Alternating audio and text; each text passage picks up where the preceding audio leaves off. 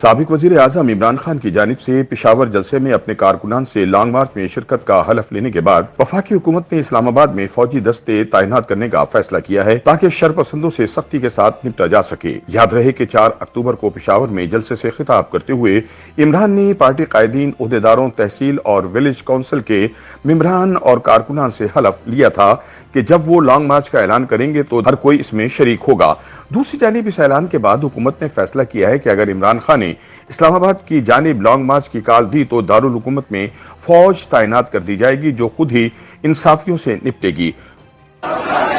پاکستان کی آئین کی پاسداری کریں گے اور اس کی حفاظت کریں گے۔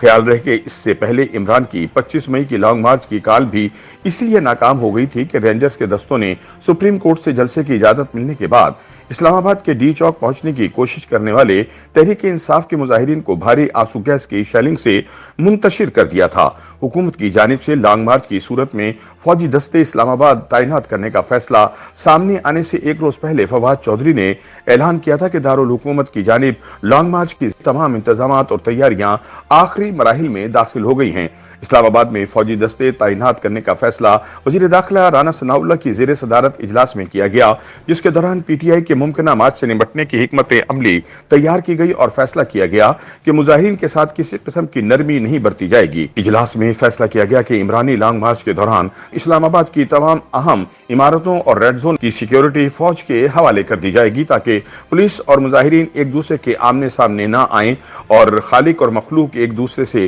خود ہی نپٹیں۔ حکومتی ذرائع کا کہنا ہے کہ فوجی دستوں کو آئین کے آرٹیکل 245 کے تحت سول انتظامیہ کی مدد کے لیے طلب کیا جائے گا۔ آرٹیکل 245 کہتا ہے کہ مسلح افواج وفاقی حکومت کی ہدایت کے مطابق بیرونی جارحیت یا جنگ کے خطرے کے خلاف پاکستان کا دفاع کرے گی اور جب اسے کہا جائے تو وہ شہری انتظامیہ کی مدد کے لیے قانون کے مطابق عمل کرے گی۔ اس سے پہلے عمران خان نے ٹیکسلا میں جلسے سے خطاب کرتے ہوئے کہا تھا کہ اس مرتبہ ان کا لانگ مارچ حکومت کو سرپرائز دے گا کیونکہ حکومت کو ان کے پلان اور حکمت عملی کا کچھ علم نہیں ہے۔ انہوں نے کہا کہ اسلام آباد مارچ کا مقصد حکومت کو قبل از وقت انتخابات کرانے پر مجبور کرنا ہے۔ سابق وزیر اعظم نے تاحال لانگ مارچ کی حتمی تاریخ نہیں دی، حالانکہ 25 مئی کو ناکام لانگ مارچ کے بعد انہوں نے حکومت کو 6 روز کی ڈیڈ لائن دی تھی اور دوبارہ سڑکوں پر نکلنے کا اعلان کیا تھا۔ تب سے اب تک عمران کئی مرتبہ کہہ چکے ہیں کہ ان کی کال پر اسلام آباد پہنچنے والے عوام کے سمندر کو حکومت قابو نہیں کر سکے گی،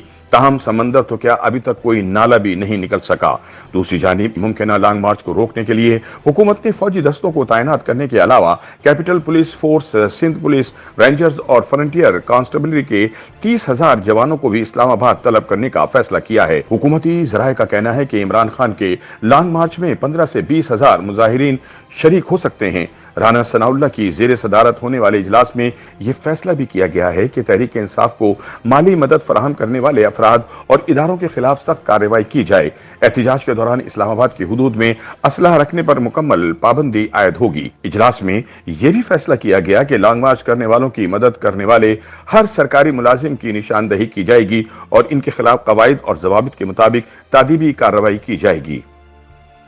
YouTube پر گوگلی نیوز دیکھنے کے لیے youtube.com کی سرچ بار میں googly news T V type کریں۔ گوگلی نیوز کے پیج پر سرخ رنگ کے سبسکرپشن والے بٹن پر کلک کرنا نہ بھولیے۔ YouTube پیج پر اپلوڈ ہونے والی ویڈیوز سے باخبر رہنے کے لیے بیل آئیکن پر کلک کیجیے۔ آپ کو ہر نئی ویڈیو کے بارے میں نوٹیفیکیشن موصول ہو جائے گا۔